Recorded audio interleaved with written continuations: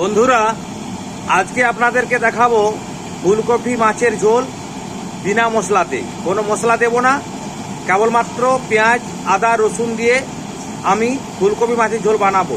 তো প্রথমে আমি এই যে ফুটন্ত জলে আমি কপিগুলো দিয়ে দেব।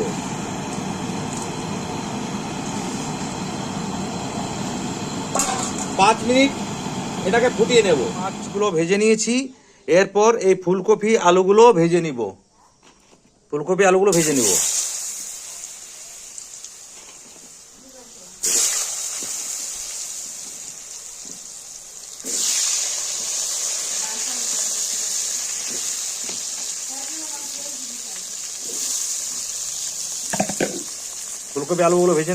ভেজে নিলাম। এরপর ফুলকপিগুলো ভেজে নিব।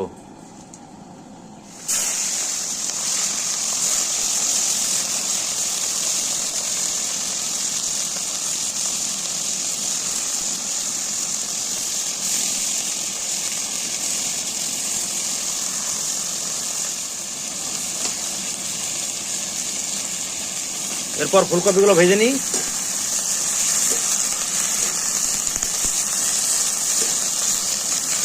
বন্ধুরা, ফুলকপি ভাজা রেডি, মাছ ভাজা রেডি, আলুটাকে ভেজে নিয়েছি, রেডি করে নিয়েছি।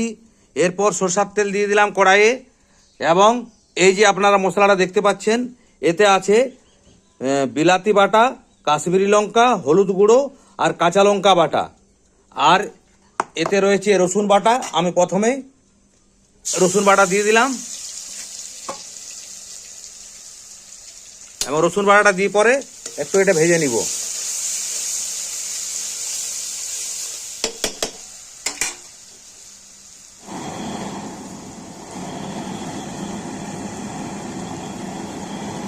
এরপর দিয়ে দিচ্ছি পেঁয়াজ বাটা। দেওয়ার পর এটা একটু ভেজে নিব।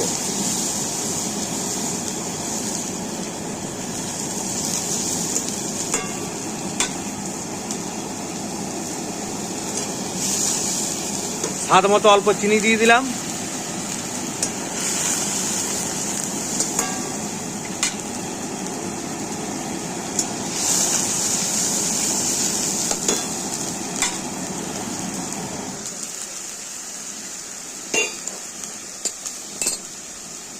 এরপর এই যে দেখতে পাচ্ছেন, এটাতে আছে, বললাম তো, আদা বাটা আছে, কাশ্মীরি লঙ্কা আছে, হলুদ গুঁড়ো আছে, লঙ্কা কাঁচা লঙ্কা বাটা রয়েছে। হ্যাঁ, এটা এরপর দিয়ে দিলাম। এরপর এটা কষে নেব, 10 মিনিট কষে নেব। এটা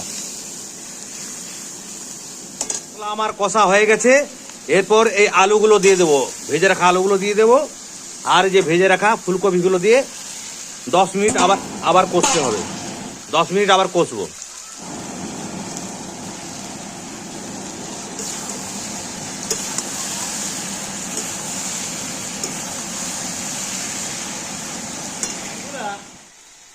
ফুলকপি কষা রেডি হয়ে গেছে, স্বাদ মতো নুনও দিয়ে দিয়েছি।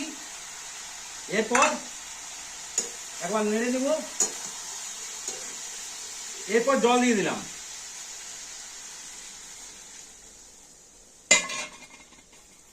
জল দিয়ে 5 মিনিট ফোটাবো, তারপরে মাছগুলো ছেড়ে দেবো।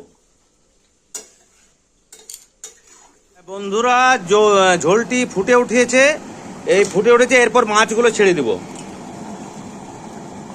ঝোলে মাছগুলো ছেড়ে দেবো। এরপর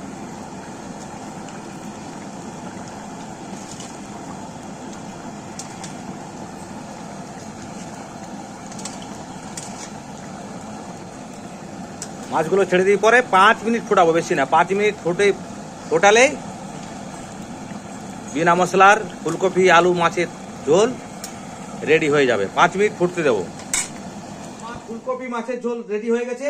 এরপর এই ধনে পাতা কুচানোগুলো দিয়ে দেবো। এই যে দিয়ে দিলাম। বন্ধুরা, আমার ফুলকপি মাছের ঝোল তৈরি হয়ে গেছে। আপনারা দেখুন।